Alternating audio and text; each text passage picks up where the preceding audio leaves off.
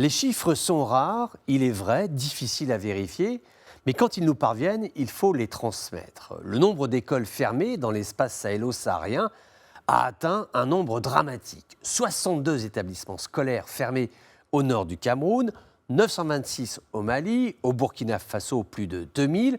Au Tchad, les infrastructures scolaires sont faibles. Il est difficile de faire la différence entre les fermetures causées par la menace terroriste, là dans la région c'est Boko Haram, et puis les écoles désertées par les enfants et les enseignants. Des écoles avec des tableaux aussi noirs que la désespérance sociale, des tableaux sans craie, des classes sans instituteurs, des écoliers sans livres, parfois juste un cahier, un stylo, pas de programme, ou si peu. Car en fait, le seul programme, le vrai programme, c'est d'être là, c'est de faire classe quand tout le monde a fermé.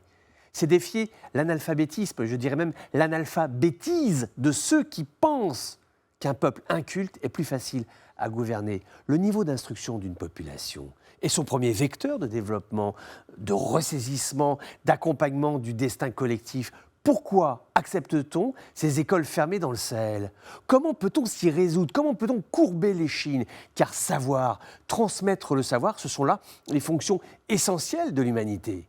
Accepter qu'une école ferme, c'est un échec collectif de la part des gens qui sont là-bas, sur place, et puis de la part des observateurs qui, le lundi, sortent un mouchoir pour pleurer la fermeture, et puis le mercredi, passent à autre chose, parce que finalement, des enfants qui ne savent pas lire et écrire, en Afrique, ce n'est pas si grave que ça. Alors que non. Non, c'est dramatique. Et ce n'est pas seulement une urgence sociale, c'est une urgence humaine, familiale. Il n'y a pas un père, il n'y a pas une mère au monde qui ne rêve d'un bel avenir pour son enfant, qui rêve d'un progrès, d'un mieux-être. Ces écoles qui ferment, c'est également une violence sociale à l'encontre des parents qui ont des enfants, qui les aiment et qui ne peuvent pas leur permettre d'accéder à une éducation, même rudimentaire.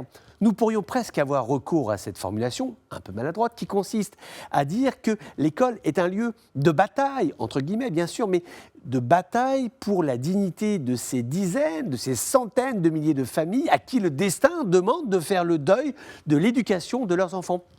On ne peut pas accepter, on ne peut pas s'accoutumer au claquement de porte de ces écoles abandonnées aux quatre vents, à la poussière qui brûle les yeux et assèche les gorges de ceux et de celles qui possèdent un droit légitime au savoir.